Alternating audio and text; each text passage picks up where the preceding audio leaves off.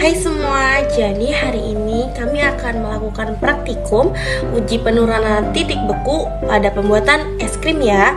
Nah, sebelum kita masuk pada video pembuatannya, video praktikumnya, saya akan menjelaskan landasan teori dan proses penurunan titik beku pada pembuatan es krim. Landasan teori sifat koligatif. Sifat koligatif adalah sifat larutan yang tidak bergantung pada jenis zat terlarut, tetapi hanya bergantung pada jumlah partikel zat terlarut dalam larutan. Dengan kata lain, sifat ini hanya bergantung pada konsentrasi larutan, bukan pada jenis zat yang terlarut. Dasar dari sifat koligatif yaitu hukum Raoult.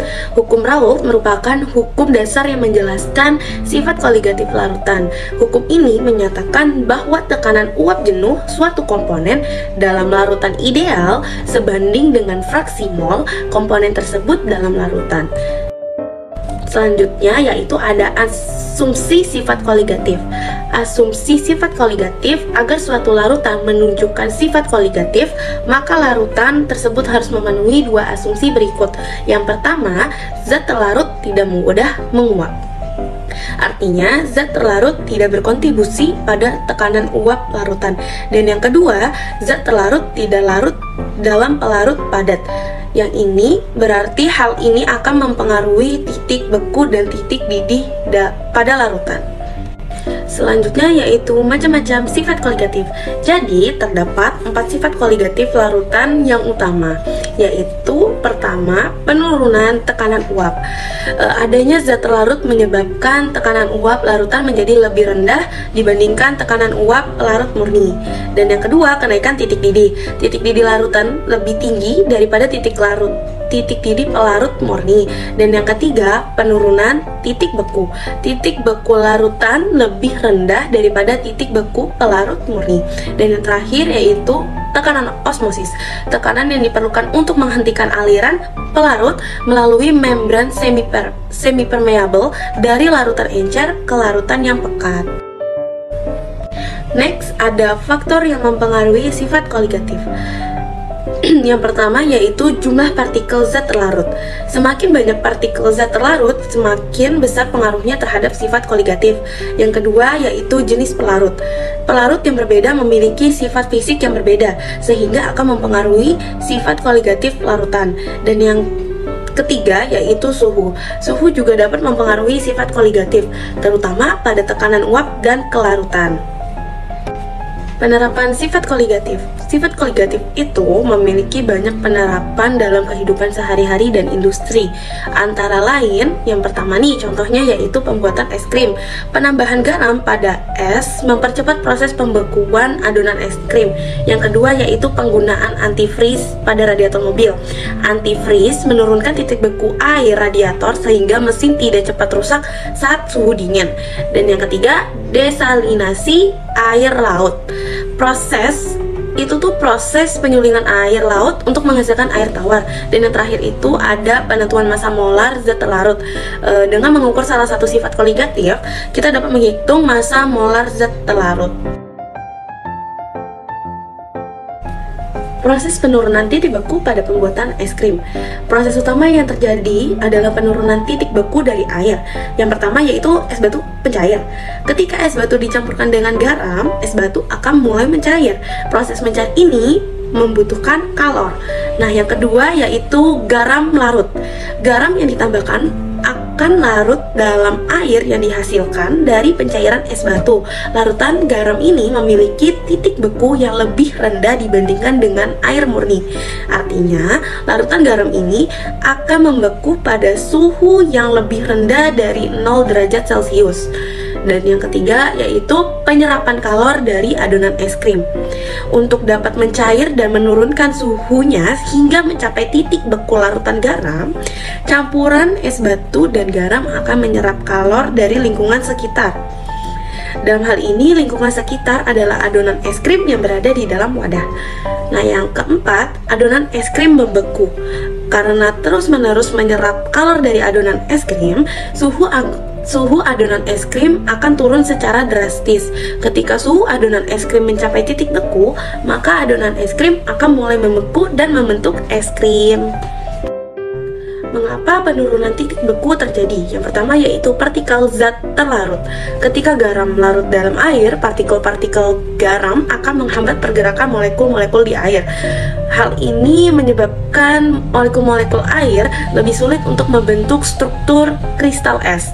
Agar molekul-molekul air dapat membentuk kristal es, suhu harus diturunkan lebih rendah dibandingkan dengan suhu pembekuan air murni. Terus ada tujuan penurunan titik beku dalam pembuatan es krim. Yang pertama yaitu mempercepat proses pembekuan. Dengan menurunkan titik beku, adonan es krim dapat membeku lebih cepat karena suhu lingkungan atau campuran es dengan garam menjadi lebih dingin. Dan yang kedua yaitu mendapatkan tekstur es krim yang halus. Proses pembekuan yang lebih lambat dan rata akan menghasilkan kristal es yang lebih kecil sehingga tekstur es krim menjadi lebih halus dan lembut.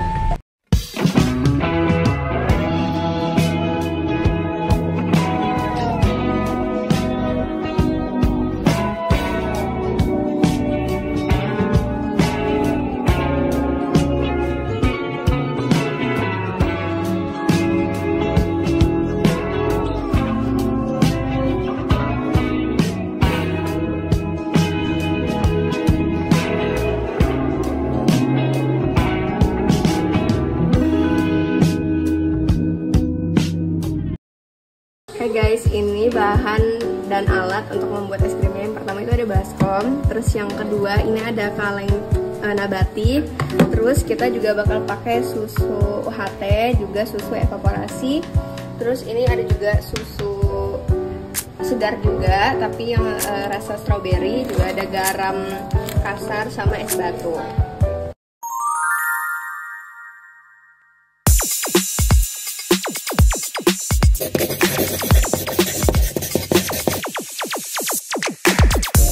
Hai friends, untuk step pertama di percobaan satu ini kita tukul-tukul es batu dulu ya. Seperti yang friends lihat, kita pakai full satu es batu dan kita buat space di tengah es batu itu agar kaleng yang kita gunakan nanti bisa tertutup full di dinding-dinding kalengnya dengan es batu. Oke, kita baikin dulu kameranya. Next kita masukin susu UHT-nya. Yang pertama kita pakai rasa strawberry. Oke, setelah itu kita tabur-tabur garam dan kita putar-putar kalengnya sampai mampus. Putar terus diputar kalengnya sampai berapi-api tangan kita guys. Kerjain ini sumpah, putar beneran seputar-putar itu. Nah, ada momen shoot, coba kita lihat. Oh my god, ternyata belum jadi guys. Jadi dia teksturnya masih kayak terlalu cair gitu. Jadi kita kepikiran gimana kalau kita pakai ban motor biar dia bisa lebih cepat putarnya. Oke, kalian lihat ini terciprat-ciprat ya ke Wafik ya.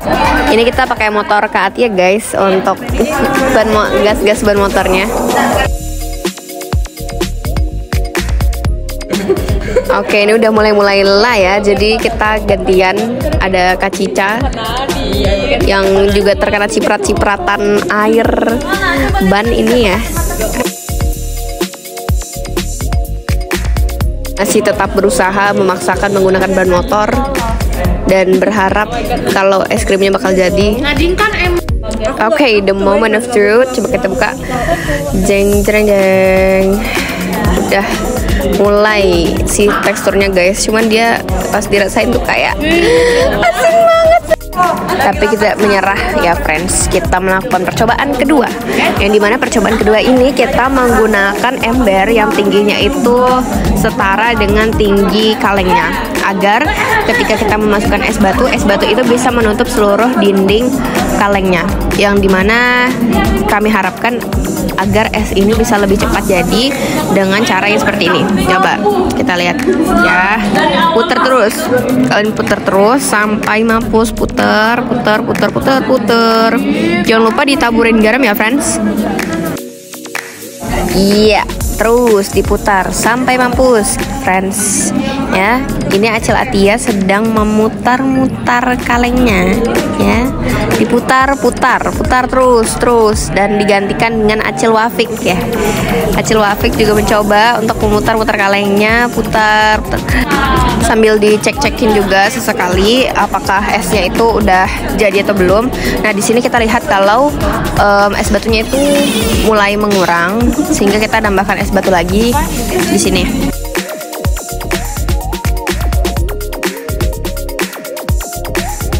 Oke, terus diputar, jangan menyerah, terus diputar sambil dicek lagi. Oke, masih belum, sedikit lagi. Oke, terus diputar. Nah, dan the moment of truth, alhamdulillah ini esnya udah jadi, guys. Kali ini kita pakai rasa coklat. Coba kalian lihat, ini kita pakai kurang lebih 1 liter susu UHT.